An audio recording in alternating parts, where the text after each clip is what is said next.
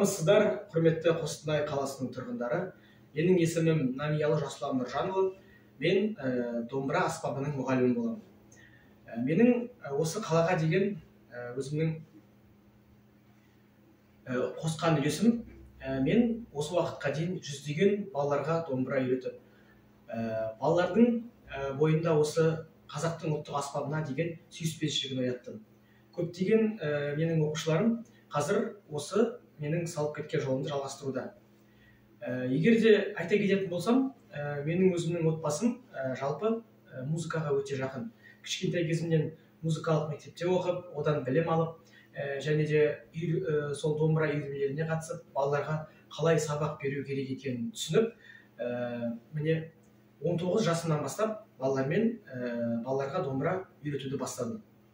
Және де қазіргі кезде менің 80-ге жуық шәкіртім бар. Ол шәкірттерімнің арасында менің жолымды жалғастырып келе жатып, осы домбыраны жалғастырып, колледждерге арнайы түскен оқушыларым да бар.